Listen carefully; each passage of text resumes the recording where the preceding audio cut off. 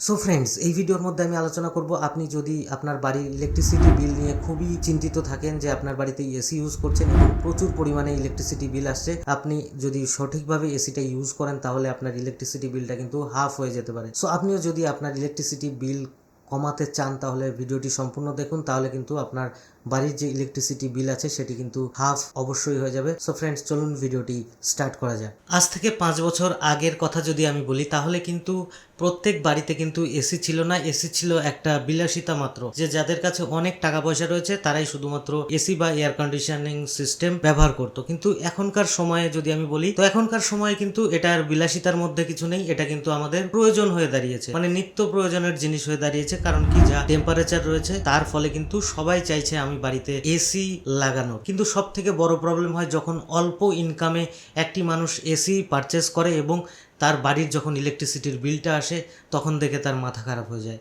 তো আমি আজকে আপনাদের সঙ্গে 10টি এমন বিষয় নিয়ে আলোচনা করব যেই বিষয়গুলো যদি আপনারা মেনে চলেন বা যেই বিষয়গুলো আপনাদের যদি জানা থাকে তাহলে কিন্তু আপনার ইলেকট্রিসিটি বিলটা একদম হাফ হয়ে যাবে। ভিডিওটি সম্পূর্ণ দেখবেন এবং প্রত্যেকটা টপিক এবং প্রত্যেকটা বিষয় কিন্তু মনোযোগ সহকারে দেখবেন, তাহলে কিন্তু আপনি যদি আপনার বাড়িতে এসি লাগিয়েছেন বা লাগাতে চান বা আপনি লাগিয়ে ফেলেছেন কিন্তু জানেন না কিভাবে সঠিকভাবে এসিটা ব্যবহার করতে হয়, তাহলে ভিডিওটা সম্পূর্ণ দেখবেন, তাহলে কিন্তু আপনি ইলেকট্রিসিটির যে এক্সট্রা খরচা সেটার হাত থেকে বেঁচে যাবেন। সো ফ্রেন্ডস, ভিডিওটি স্টার্ট করার আগে ভিডিওটি যদি ভালো লাগে ভিডিওটিকে লাইক করবেন, আর চ্যানেলে নতুন হয়ে থাকলে চ্যানেলটিকে সাবস্ক্রাইব করে পাশের বেল আইকনটিকে প্রেস করে দেবেন যাতে আমার আপলোড করা সমস্ত ভিডিওর নোটিফিকেশন আপনাদের কাছে পৌঁছে যায়। তো চলুন ভিডিওটি স্টার্ট করা যাক। সব থেকে প্রথম গুরুত্ব দেব আমাদের ঘরে যখন আমরা এসি ব্যবহার করব তখন তার টেম্পারেচারটা কিন্তু আমাদের সঠিকভাবে সেট করে রাখতে হবে। এবার সঠিক টেম্পারেচার কত? 24 থেকে 26-এর মধ্যে সঠিক টেম্পারেচার রয়েছে। এবার আপনি যদি 24-এর কমিয়ে দেন, দেখা গেল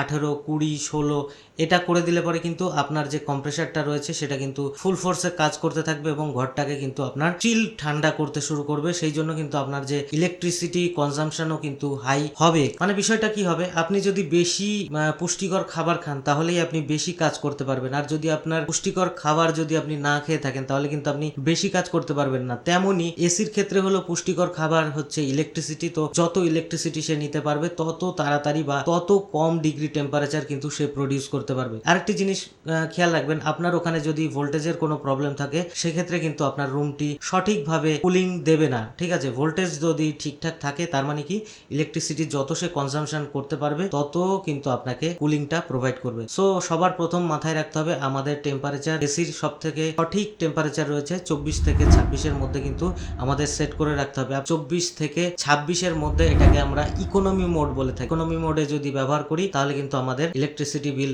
অনেকটাই কম আসবে।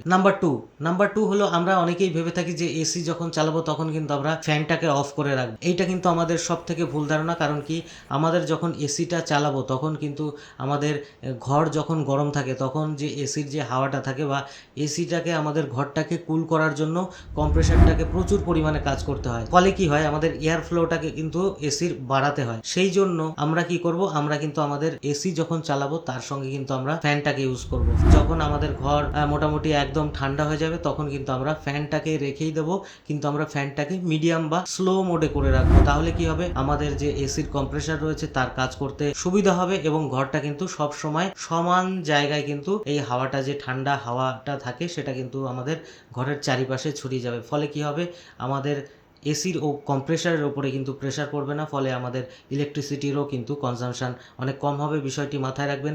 সো অনেকে ভেবে থাকেন যে আমরা এসি যখন চালাবো ফ্যানটা বন্ধ করে দেবো, তাহলে ফ্যানটা বন্ধ না করলে হয়তো এসিটা ঠিকঠাক কাজ করবে না। সম্পূর্ণ ভুল ধারণা। তো আমাদের কিন্তু আমরা যখন এসি ইউজ করব তখন আমরা অবশ্যই সিলিং ফ্যান ব্যবহার করব, তাহলে কিন্তু আমাদের ইলেকট্রিসিটি কনজাম্পশন অবশ্যই কম হবে। 3 নম্বর পয়েন্ট হচ্ছে আমরা কি করি, আমরা তো প্রথমে এসিটা পারচেস করে নিই কিন্তু আমরা যে ফ্রি সার্ভিসগুলো রয়েছে সেগুলো কিন্তু সঠিক টাইমে বা সঠিকভাবে করাই না। কারণ এগুলো সব থেকে প্রয়োজনীয় জিনিস যেটা রয়েছে আমাদের এসির মধ্যে, এয়ার ফিল্টার রয়েছে, বিভিন্ন রকম পার্টস রয়েছে, তো সেগুলো কিন্তু টাইম টু টাইম আমাদের চেক করার প্রয়োজন। সো আমরা যদি নিজেরা জানি তাহলে আমরা নিজে খুলে কিন্তু এয়ার ফিল্টার পরিষ্কার করতে পারি, বা নিজেরা যদি আমরা এই কাজগুলো জেনে থাকি তাহলে আমাদের নিজেদের থেকেই কিন্তু পরিষ্কার করতে হবে। আর যদি না জেনে থাকি তাহলে আমাদের অবশ্যই টাইম টু টাইম কিন্তু এসির যে সার্ভিসিং রয়েছে সেটা কিন্তু অবশ্যই আমাদের করাতে হবে। এইবার যদি আপনি মনে করেন যে আমি মাসে একবার দুবার এসি ইউজ করি, বা তাহলে সেটা আপনার বিষয়টা আলাদা। যে জায়গাটায় এসি কম চলে সেটাকে আপনি নেগলেক্ট করতেই পারেন, কিন্তু আপনার যেখানে এসিটা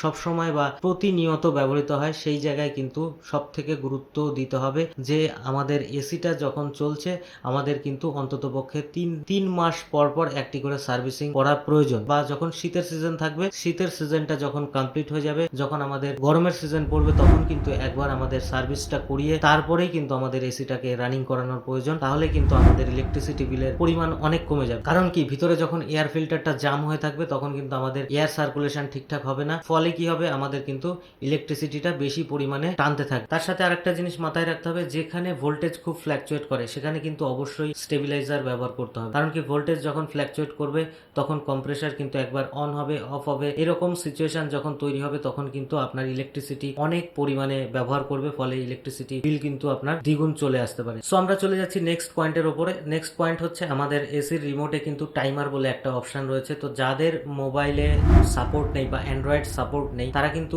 এসির যে রিমোট রয়েছে সেখান থেকেই আপনারা কি করতে পারেন, টাইমার সেট করে রাখতে পারেন। আপনি সেট করে রাখলেন যে 3 ঘন্টা এসিটা চলবে, তারপরে আবার 1 ঘন্টা বন্ধ থাকবে, আবার 3 ঘন্টা পরে কিন্তু অটোমেটিক্যালি অন হবে। এই সিস্টেমটা মানে টাইমার সেট করে রাখবেন, তাহলে কিন্তু আপনার বিদ্যুতের যে খরচা সেটা কিন্তু অনেকটাই কম হবে। নতুন এসি পারচেস করার কথা চিন্তা করছেন তারা অবশ্যই ইনভার্টার এসি পারচেস করবেন। ইনভার্টার এসি পারচেস করলে কিন্তু তার সুবিধা হলো, যখন আপনার এসিটা স্টার্ট করবেন তখন থেকে কিন্তু যত সময় চলবে তত সময় কিন্তু আপনার যে কম্প্রেসারটা রয়েছে ওটা বন্ধ চালু বন্ধ চালু এইভাবে হবে না। ওটা কি হবে, একটা কন্টিনিউয়াস প্রসেসে কিন্তু চলতে থাকবে, ফলে আপনার রুমের টেম্পারেচারও কিন্তু সেম রাখবে এবং আপনার মেশিনের যে কম্প্রেসারটা রয়েছে সেটা কিন্তু সমান তালে চলতে থাকবে। ফলে কি হয়, একটা কম্প্রেসার যখন শুরু হয় তখন কিন্তু সে অনেকটা ইলেকট্রিসিটি কনজাম্পশন করে, ঠিক আছে। তো বারবার যদি কম্প্রেসারটা চালু বন্ধ হয় তাহলে কিন্তু ইলেকট্রিসিটি অনেক পরিমাণে সে নিয়ে নেয়। সেই জন্যই আমি আপনাদেরকে রেকমেন্ড করব যে অবশ্যই পারচেস করলে ইনভার্টার এসি পারচেস করবেন। আপনারা অল্প কয়েকটি টাকার জন্য কিন্তু নন ইনভার্টার এসি পারচেস করবেন না। হ্যাঁ, নন ইনভার্টার এসি যেখানে আপনাদের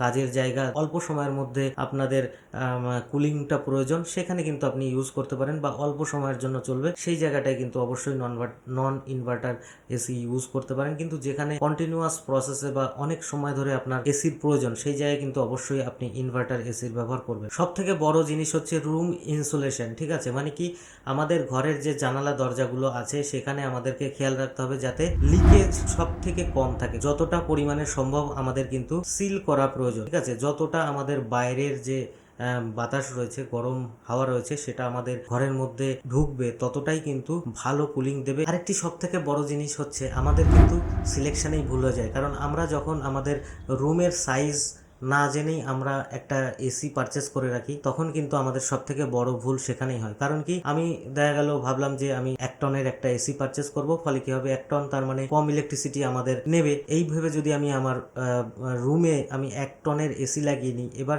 সেটা দেখা গেল আমার রুমটা একটু বড় সাইজের রয়েছে, 150 স্কোয়ার ফিটের, সেইটা কিন্তু আমাদের ভুল সিদ্ধান্ত হয়ে যাবে। কারণ কি, এই বড় রুমটাকে ঠান্ডা করার জন্য এই 1 টনের এসিটাকে সব সময় কিন্তু ফুল ফোর্সে মানে টার্বো মোডে তাকে চলতে হবে, নইলে কিন্তু সে এত বড় এরিয়াটা কভার করতে পারবে না। কারণ তার ক্ষমতা রয়েছে 60 থেকে 70 স্কোয়ার, তাকে 150 স্কোয়ার ফিট যদি তাকে কভার করতে দেওয়া হয় তাহলে তাকে সবসময় ফুল ফোর্সে ছুটতে হবে। ফলে কি হবে, ফুল ফোর্সে ছুটতে গিয়ে কিন্তু ইলেকট্রিসিটির খরচা কিন্তু আমাদের অনেক বাড়িয়ে দেবে। দিনের বেলায় কিন্তু যখন রোদের সময় তখন কিন্তু আমাদের ঘরের জানালা দরজা সবকিছু বন্ধ রাখতে হবে এবং পর্দা ইউজ করতে হবে। আমাদের কিন্তু মোটা পর্দা ইউজ করতে হবে যাতে যে বাইরের যে টেম্পারেচারটা রয়েছে সেটা আমাদের ঘরের মধ্যে খুব অনায়াসে না প্রবেশ করতে পারে, বা কাঁচের যদি জানালা থাকে সেগুলো যদি ব্ল্যাক প্রোটেক্টিং ফিল্ম যেগুলো লাগানো থাকে সেগুলো যদি লাগানো সম্ভব হয় তাহলে আরও বেশি কিন্তু ভালো হয়। টার্বো মোড রয়েছে সেটাকে আমরা কিন্তু সবসময় ব্যবহার করব না।